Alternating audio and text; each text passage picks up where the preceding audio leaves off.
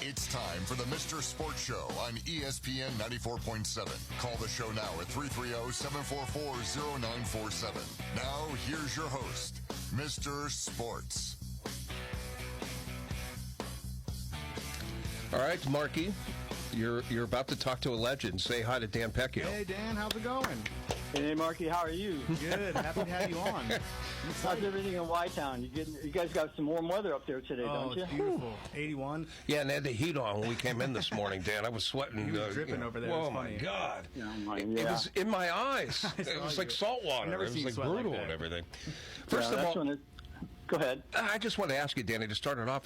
How you feeling, brother? I mean, none of us are getting any younger. How's your health holding up? Well, I'm upright. You got that going, yeah. Yeah, I wake up and I stand up and I go, okay, it's another day. Mm-hmm. But no, I'm doing okay. I'm just stunned at the fact that I'm as old as I am. Yeah, I just turned 79 on May 10th. Wow. You sound way Yeah, younger. I know. So. I mean, even saying that is like astonishing. So I hear all of these stories about how talented people were, especially coming from the West Side in the 1960s. There was It was you and Keggy and Mark Caskey and was it John Safara? Yeah, Safara. Was it really a special time? Was it that crazy?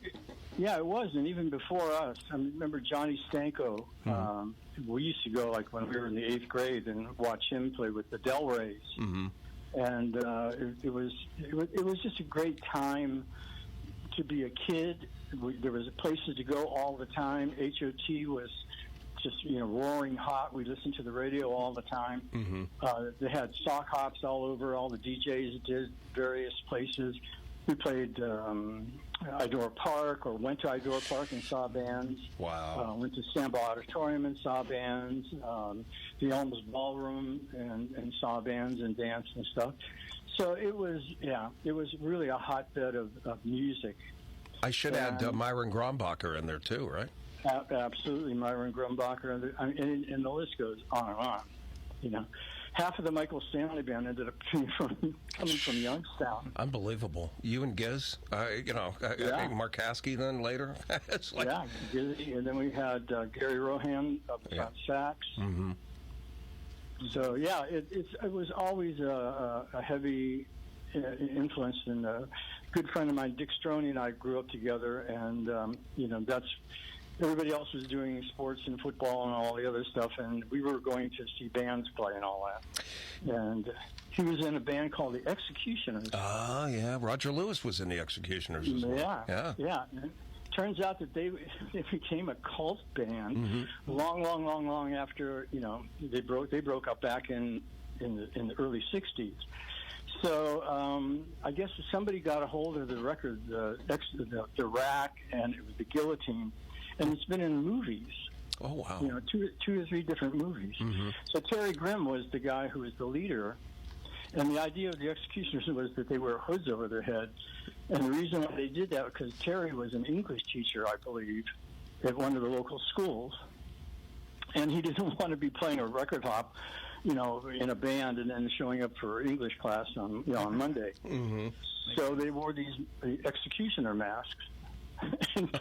That's funny. Mm-hmm. I know, they're instrumental songs, but they are called classics and stuff. I've played it on the show a few times. Actually, Terry came down last year, and he was doing a documentary and talking with a lot of the people from Youngstown who ended up, down here in Nashville. And you and Phil Keggy don't live too far apart. That's what we were talking about that a little bit off air. You guys obviously get to see each other often, I would assume, right? Yeah, not as often as we'd like, but we're about a half hour from each other. You get it never ends being busy. Yeah. I thought at this age I would be like just sitting in a hammock, sipping on a drink. So Phil Keggy had been with a band called The Squires, and he did a song Batmobile and some others and everything. So how do you, John Safara, Dan Pecchio, and Phil Keggy all get together? And I know at one time there's different name changes. There was New Hudson Exit, and you guys got a recording contract with Date Records. You'd also been Volume 4 at one time. So talk about the transition. First of all, how Glass Harp developed out of all that and all through the name changes.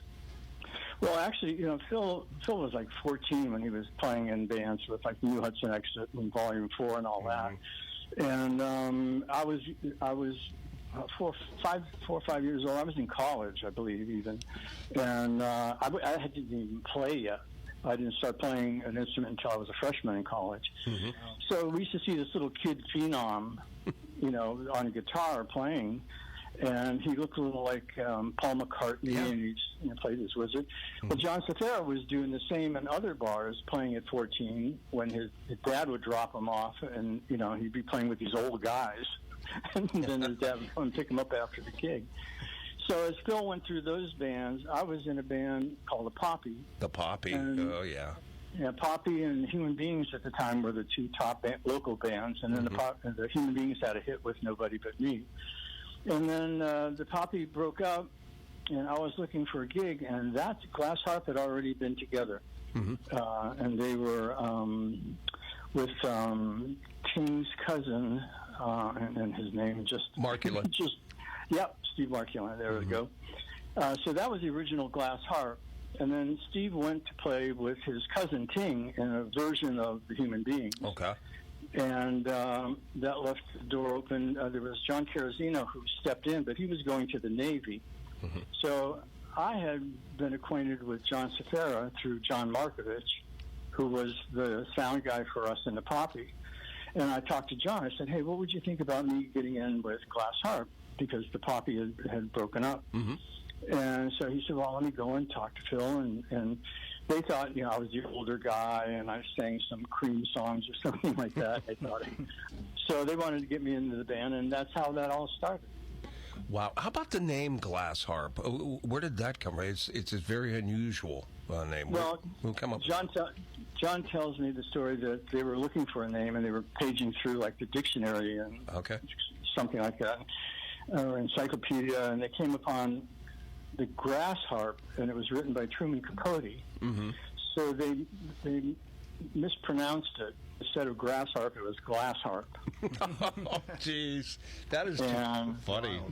And that's how it was, and how it got stuck.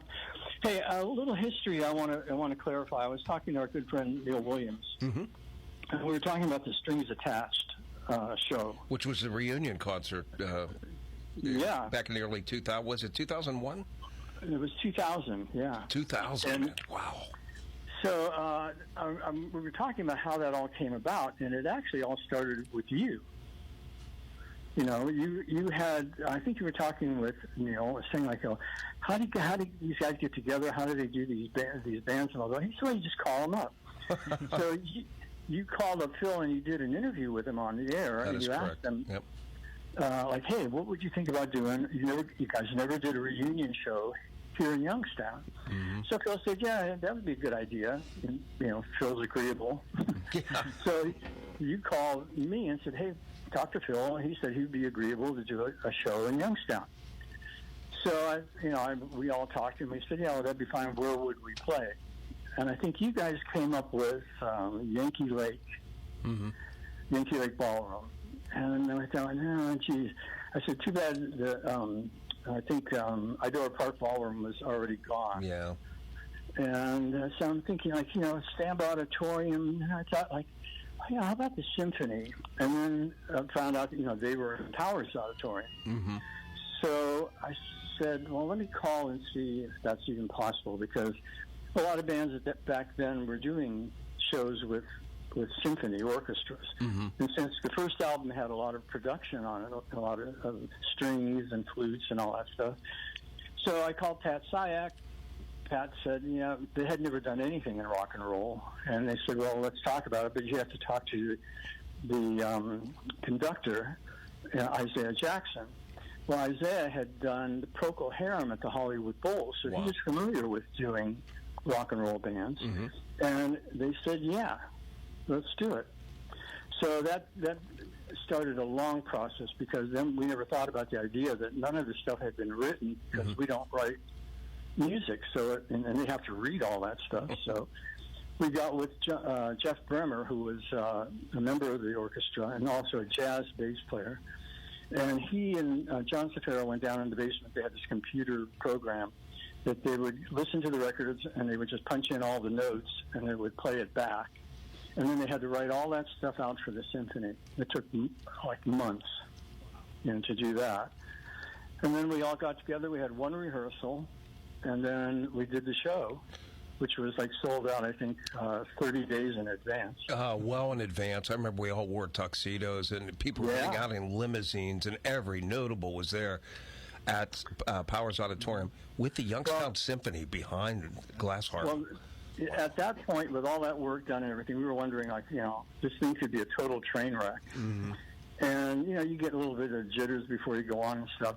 I had to go get somebody in and had to go through the crowd to get somebody into the place. Mm-hmm. And as I went through the crowd, it was so palpable, the excitement and how happy everyone was there, how glad everyone was there to be there, that I totally lost all sense of being nervous. Wow. And I said, no matter what happens, it's going to be fine. Mm-hmm. Wow. And it was an incredible night. Everything went off pretty much without a hitch. And at that time, when we did the strings attached at the Powers Auditorium at the Youngstown Symphony, it had been how many years since Glass Harp had performed on a stage together in their hometown? Back in the 70s. Unbelievable. So see, Mark, what I did?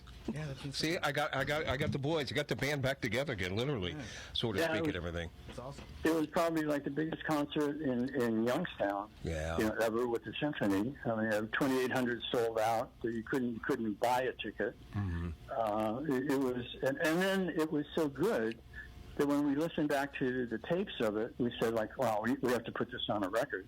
Mm-hmm. And we did that and came back and played like a follow-up show the following year. So it was. So we have you to thank for all that. I appreciate it, Danny. Let me tell you about some of those pre-concert meetings that we had. This was brought up to me, Dan, and I thought this was interesting because I was there. Mm-hmm. I think it was Smokin' Bill that looked at me and Scott Kennedy, and he said, "How the hell is Glass Harp going to work with the Youngstown Symphony? This is a band that does long jam rock sessions, and I mean, you're going to pair them with the symphony. I don't know if this is a good mix. It's oil and water, but man, it was perfect." Yeah. We did a lot of work. We had, we augmented some of the songs. We had some songs outside of what we had done before, mm-hmm. and we had put those songs in there too. And some of Phil's things, he had done some work with symphonies, and he did a really long instrumental song with the symphony. Mm-hmm. So the first half of the show was us, and then we had the horn sections, and we had some guests on keyboards and stuff. And then the second half came out. Phil did that intro on his guitar, and then the curtain came up, and there was the symphony. Mm-hmm. It was just a beautiful production. John Markovich did the sound for it, and it sounded fantastic. China Special Light did the lights for it. It was incredible. Mm-hmm. So everything went it was just the perfect show. So you never know. Yeah, you go back, the formation of Glass Harp. First of all, you guys get a major recording contract with Decca, the same label that had the great Brenda Lee and so many other great artists on it. So Glass Harp's with Decca. You guys only put out a couple of albums, and then, the band disbanded. Phil wanted to go off in a more Christian, career and everything. But in the day, back in the time, you guys were regulars and frequents at the popular JB's out in Kent, and then Glass Harp was still around when they had the Kent State protest shootings going on and everything. But you guys were big out at JB's in Kent. That'd be great memories for you. Yeah, well, we followed the James Gang. JB's is like a small cellar club, mm-hmm. and they had played there until they released their first album, and then they got too big for that kind of club.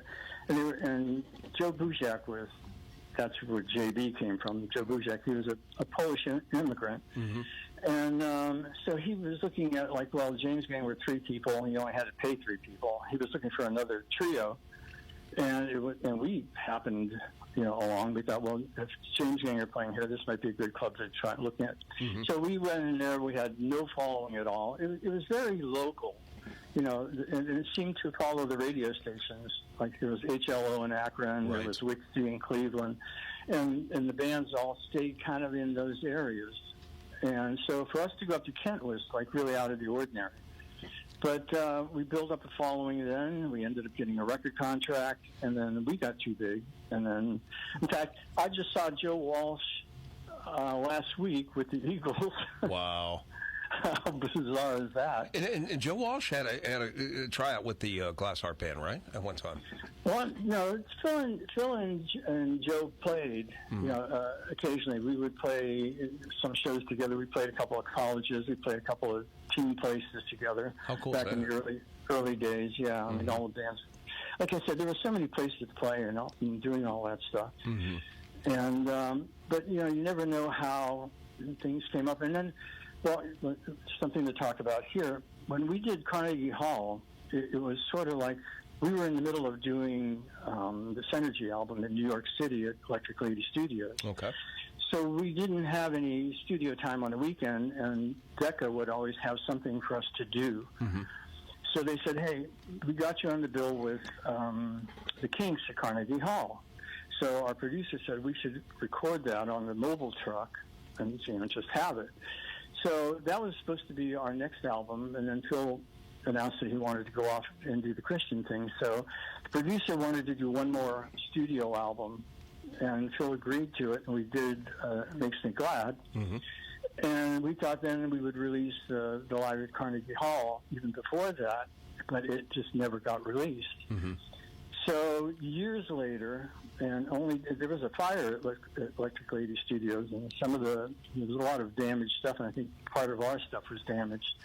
But my then father-in-law, Dean Bassett, after we got done recording the Synergy album, Ralph Moss was the engineer, and he lived in Cincinnati. He said, hey, can I catch a ride with you back to Ohio? So we said, yeah, and he stayed overnight with my father-in-law's house. My father-in-law was an audiophile. He followed Glass Harp. He was a big fan. And Ralph had a mix of the Carnegie Hall tape. Wow. So my father-in-law said, hey, can I dupe a copy of it? And he says, yeah, sure, why not?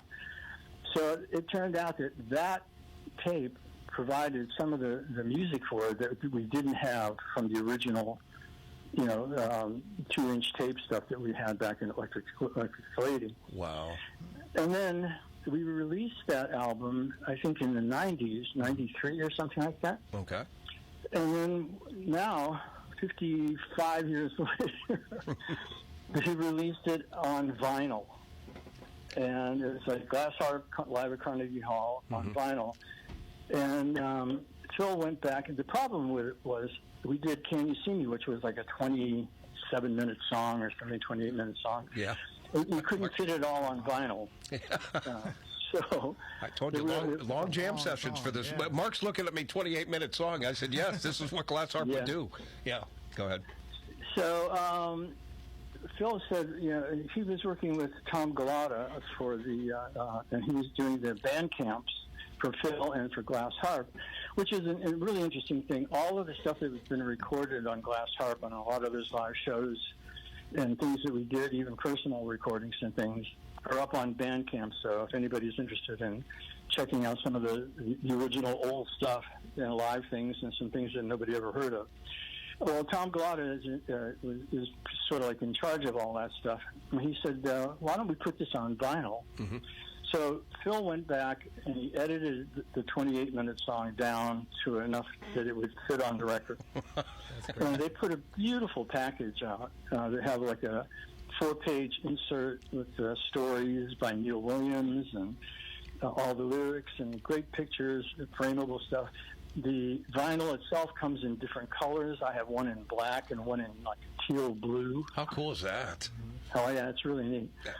Wow. So, hey, Danny, we're going to take a break. We're up against it. We got the great Dan Pecchio on with Glass Harp, and then later on with the Michael Stanley Band. We'll be back with more of Danny after these messages.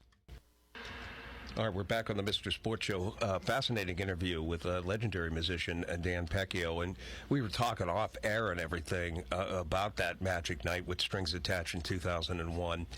And I was telling Danny, it's just like, I didn't go up on stage. Smoking Bill and Jerry Starr did, and that was fine because I was excited. There was a buzz. I remember there was so much electricity, Mark. I got out of there, and I said, did I just see this? Because to me, it went off without a hitch. It was sheer perfection. It really was. And you were telling me, Danny, off air, that Phil didn't want to become involved with a lot of the production stuff. You told him, just show up and play. That's all you got to do, dude, right? Yeah, well, that's what I said. So because he was living in Nashville, so John and I did all the legwork up in Youngstown, getting all the stuff, like he and Jeff Bremer got all the stuff written out. So on the very first rehearsal we had, we did a song, going through it, everything is fine, and we ended the song, and the orchestra kept playing. Wow. And we went, uh-oh, what happened? You know, and Phil goes, yeah, all I have to do is show up and play. So it turned out that there was like a computer glitch, and it just added like another 8 bars to the end of the song or something. So they just scratched that out. Okay. And everything else went smooth. And so Phil really got into it once everything got going. Oh, yeah. So they could get into the swing of things. You we had a lot of fun. You mentioned about playing the iconic Carnegie Hall with the Kinks. I mean, the Davies brothers, they were legends. They were part of the British invasion. You really got me in. All those, all day, all the night, and all the Set Me Free. I can go on. The Kinks had a million. Lola, Okay. Can I dig a little dirt here? Yeah, go ahead. Okay. Now, we were big fans of the Kinks, just like you said, Lola, and You Really Got Me and all that stuff. I mean, they were really great songs. But the Davies brothers were, like, known to be pretty crazy. Oh, I mean, they didn't like each other, much less anybody else. So the very first gig we met them, I told you, it was at Ludlow's Garage in Cincinnati. It was the Kinks, Humble Pie, and Glass Harp. Wow. So we're down in this it was an old industrial building, and there was this huge dressing room, just like a big empty basement. And the Kinks were in the long end of it in one corner, and Humble Pie, and we were at the other end of it, sort of like next to each other. And we met and we talked. And I said, hey, there's the Kinks down there. And Marriott started, bad-mouthing them loud enough for them to hear it. And the Kinks didn't want to have any part of Marriott. He had that Cockney thing, and he was like this little 5-foot-tall guy who was like dynamite. Lead singer of Humble Pie, yeah. And we're like going, holy cow, what's this all about? So fast forward like about a year and a half or something, Decca puts us on the bill with the Kinks, and we come on, and they wouldn't shake our hands. Wow. They didn't give us any time to do any kind of good sound check. They gave us basically 15 minutes just so that the PA, and everything. So luckily we were a 3-piece band. Pretty easy to get the levels and all that stuff checked pretty quickly. So, and they knew we were recording it. So they were just, they were a little bit prickly. Wow, what a disappointment! Yeah. What a, you know what? Yeah, I mean, I'll never listen to the Kinks the same way. I get everything. But, I still like their music. Oh, I do. Yeah, they were just nuts. But it could change your perspective of. So during the career of Glass Harp, and it was short-lived, and I wish it had gone longer. I'm sure you have some thoughts about that as well. But you guys get to go tour and open for bands like Traffic. That's in the Rock and Roll Hall of Fame. That's Stevie Winwood. Yes. Yeah. Alice Cooper, Grand Funk Railroad. I mean, Glass Harp was doing it. Any stories about those bands that you got to open for that were interesting? Well, you mentioned Traffic. We were really into Traffic. Long before, we were fans of all the albums. Steve Winwood, back to when he was in Spencer Davis Group with Give Me Some Lovin' and all that stuff. And I'm a Man. So, so we were very excited to play with them, and they just had kind of an off night. There was a lot of herb floating around. Oh, geez. It was a public hall, and we went out and we did our show, and we were all excited to watch Traffic, and they were like asleep on stage. Oh, geez. So in the Cleveland Plain Dealer, Jane Scott was the rock and roll girl. Yeah, legendary. The woman who, so the headline is Traffic Doll Glass Harp Shine. Oh my God. He went, oh no. Now check this out. It was last summer. I went to see my son play here in Nashville. He's now like one of the top studio guys, and he plays in like a bunch of different bands, and he puts these bands together and gets in with these other bands, and I get to watch the most fantastic musicians.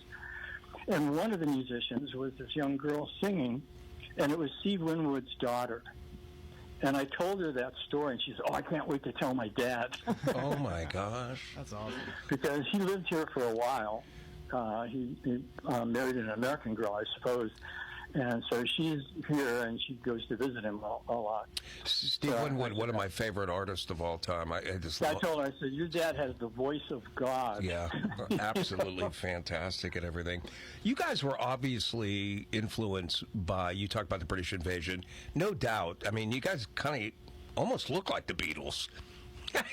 The Beatles were an influence on you guys. I know that. Oh, they were an influence on everyone. Mm-hmm. But I think one of the biggest influences, not so much, how you looked and how you played and all that stuff, which was all part of that at that time, but it was the idea that the style that they had. They just didn't limit themselves to any one particular kind of style, and I think Glass Harp was very eclectic in that way. Mm-hmm. We had acoustic songs, we had rock and roll songs, we had power trio songs, we had soft ballads. We just, wherever the music took us, that we wrote and came out of us, and we were very collegial with each other. Phil was a very generous player. John also. It was very easy for the three of us to write songs together. It was just very natural. And on stage, I was the guy, hanging on. You would just see those guys at the back of a fire truck grabbing the ladder and trying to keep up running. Mm-hmm. Yep. Yeah, that was me. Wow. with John and Phil in front of me. Because both of them were just world-class players. Yeah, the great albums, the self-titled Glass Harp album, and then Synergy, and It Makes Me Glad, and of course Live at Carnegie Hall, which was released many years later, but fortunately saved and recorded. And then you guys got to go back out and jam again after The Strings Attached, and that was great. So it was like a second revival for you guys, so to speak. What do you think, Daniel? How do you think Glass Harp might have evolved had it lasted longer? As you're heading into the, early 70s? Phil and I have had this discussion, and Phil actually felt bad that he broke the band up, Mm-hmm. But Phil had to do what he had to do. This is a life choice, and rock and roll, was second. It was a life choice too, but Right. This was a big deal. So, he definitely had our blessings. We wanted him to do what he needed to do. But, to come back into that again and play, we've just never lost that. Every time we've gone on stage, and all these reunions we had very little rehearsal, or there were years in between. Mm-hmm. And we had to get up on stage and play at that level that we did when we were playing 3 or 4 nights a week. Mm-hmm. So, it was a fantastic thing to do with all those shows that we did while we were a band. We were so tight. We were never afraid to go up with any band. Mm-hmm. Because, and we did that so often. We played for crowds that had never heard of us. Mm-hmm. We went out to the West Coast for a month and played out there. Played a lot of gigs with Alice Cooper for some reason. Wow. We played the Fillmore East with Alice Cooper. We played Winterland with Alice Cooper out in San Francisco. Mm-hmm. Did Alice ever tell you guys, man, I like what you guys do? He took us to his farm in Michigan. Mm-hmm. They were from the Michigan area, and that's when they were building the guillotines and all the paraphernalia that they did on stage. Stage show, shock. Yeah. And Alice was like the nicest guy. Mm-hmm. He always had these black fingernails and a Budweiser in his hand. And he was telling me how he's on an airplane flight, and Jimmy Olsen from the old Superman series on TV was on the flight. Mm-hmm. And he was like a little kid. He went up to him and asked for an autograph, because he'd watched him as a kid. But Alice is like a scratch golfer. He is like an amazing golfer. Yeah, I'd heard that. So they were really fun guys to be around, and he was straight as an arrow. never did any kind of drugs, never did any of that stuff. So, speaking of drugs and everything, you're coming out of the culture, the free love, the summer of love, and you're heading into the 70s and everything. The 70s music scene would change, too. You had a lot of great soul music in the 70s, but disco started to take over somewhere in 1974, and you had the big club in New York, Studio 54, and disc. Grand Funk, I had Don Brewer, who, by the way, you guys got to perform with as well. I had Don Brewer and Mark Farner both on, and I said, what was the issue with Grand Funk? And he said, it's simple.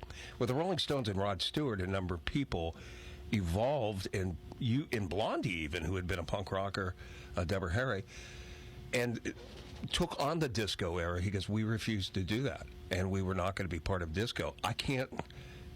Would you guys, do you think, had you lasted and disco burst onto the scene, do you guys think that you could have evolved with that as well? Or do you, would you take the Grand Funk route? That's interesting, but you have to understand, too, that from Glass Harp, I went into the Michael Stanley Band. That's correct. Went through the whole disco thing up until 1980. Mm-hmm. So I think, we would have had, and that would have been a long period of time. We were already together for 3 years. Mm-hmm. If I would have put that at that time that I was in the Stanley Band, another 4 years onto that, we were poised. We were in 16 magazine. Mm-hmm. The editor of 16 magazine was in love with us. Mm-hmm. Thought we were just like the greatest thing, and did a lot of stuff.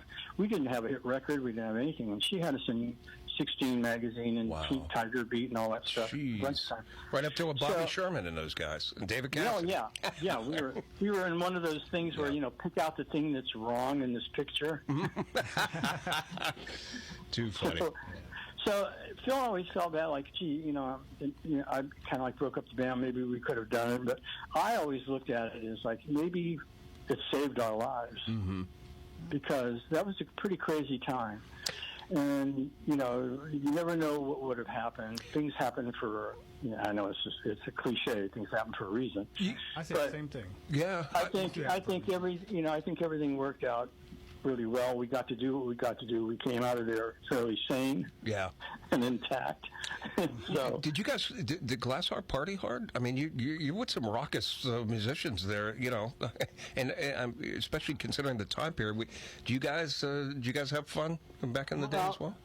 Let's just say it's really interesting to be alive today. See how. That's what Jeff Richards says. Yeah. He always says, he goes, I don't remember much about that time period. Yeah. Oh, no, I'm saying it's interesting to be alive today and see grandparents smoking weed. Yeah.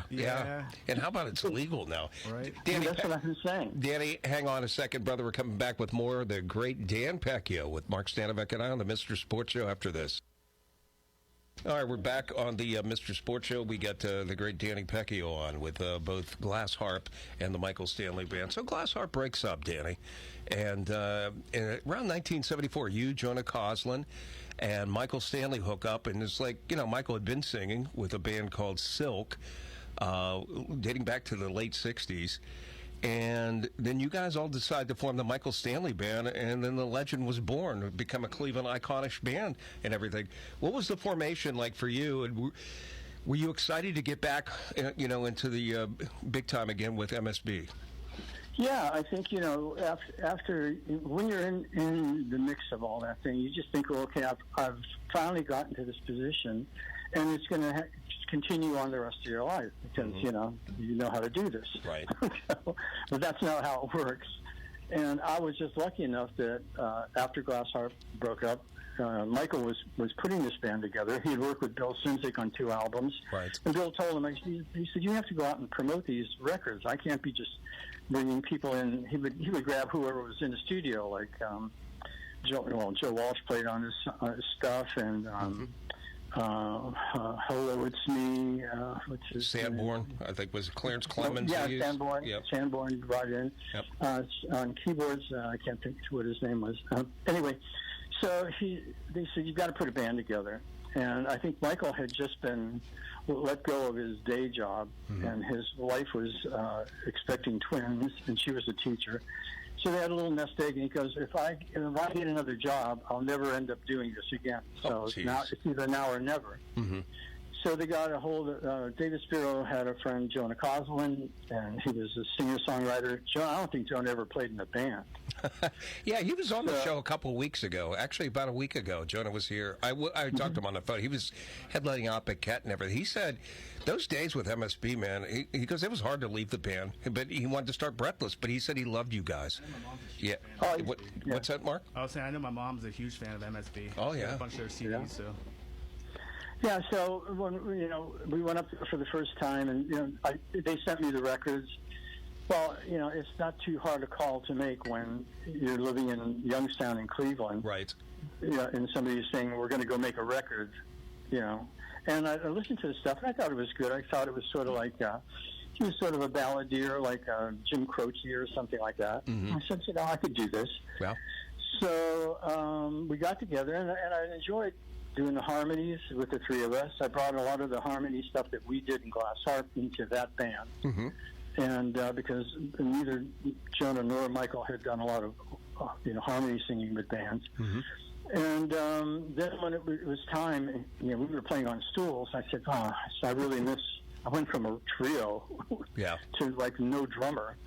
I said, we really need to get a drummer. Tommy Dobek. So, so we stole Tommy out of a band called Circus. Yes, Stop, Wait, and Listen. Yeah, great song.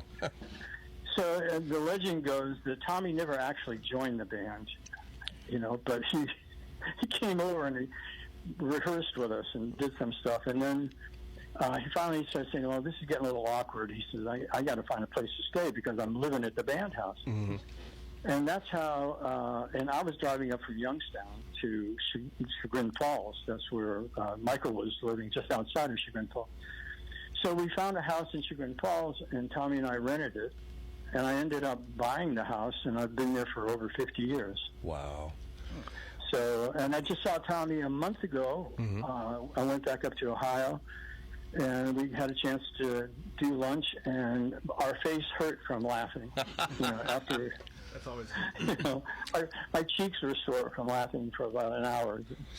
Tommy's just a funny guy anyway. But.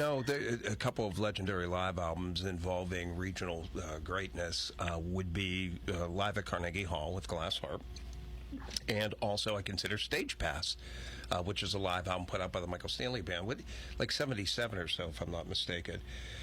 But Michael Stanley would go, and it's like, Richfield Coliseum, Boston Music Center. Did you feel like that wave of power? It's like, oh my God, did it get bigger for you? And did you feel? What am I looking for here? Did you feel more of a surge with MSB than you ever felt with Glass Harp? No. Okay.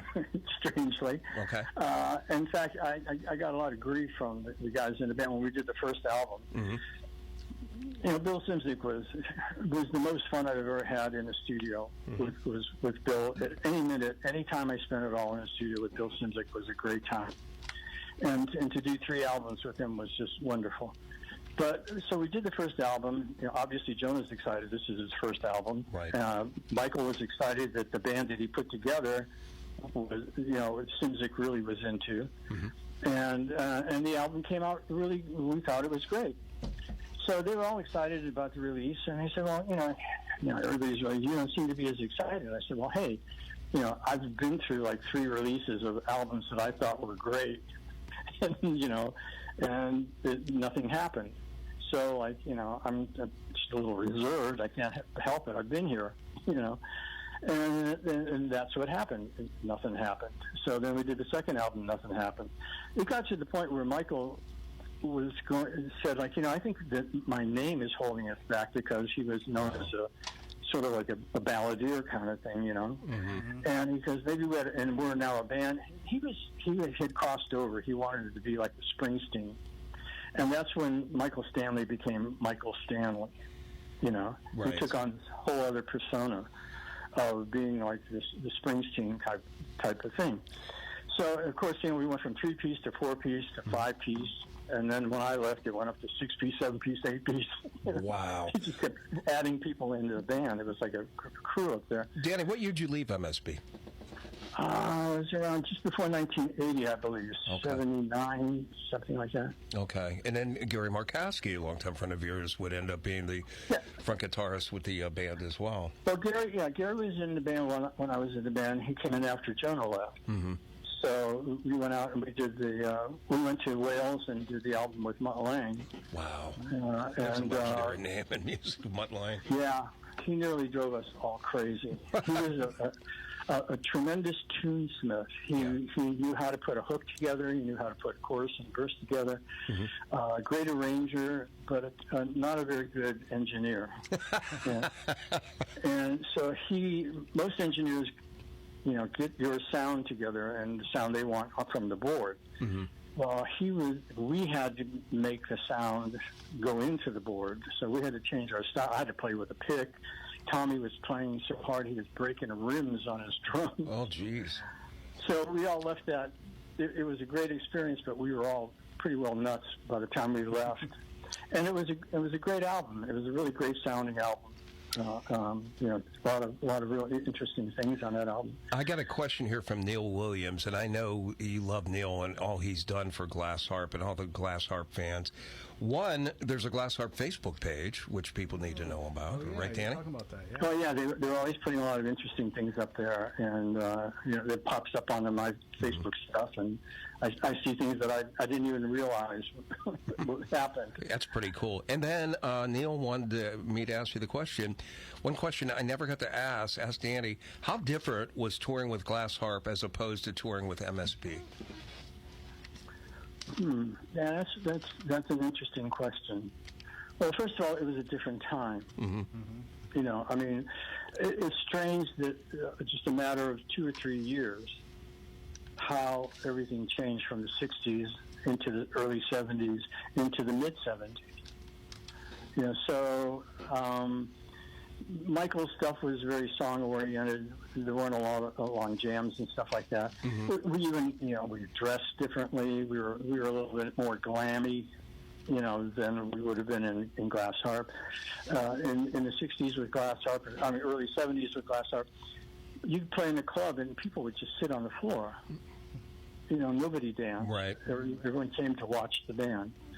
And in the 70s, it was a little bit different. And then, like you said, we went right up to that disco era just before I left. Right. Yeah. So, it was like apples and oranges. It was, and I think over time, Tommy Dovek and I are still really good friends. Mm-hmm. But anytime John and Phil and I really truly feel like brothers. Yeah.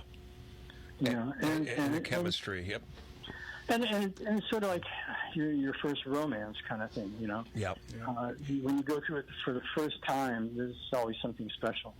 I agree with you. Hey, we're going to come back after a break. We got a couple of minutes left with the great Dan Pecchio, both of Glass Harp and the Michael Stanley Band. More after this. Well, I was just telling Mark and Danny off air. It's like I haven't really even scratched the surface with you. I could do 3 shows with you, Dan Pecchio. A couple things about Danny Pecchio. I understand you're a big auto. You want to keep your listeners. Oh, I do. You're a big auto racing fan. I know that. I read, right? Oh yeah. I'm a big F1 fan now. Oh, how about that? Just talked to an old friend from the Indy cars, Chip Ganassi. How cool.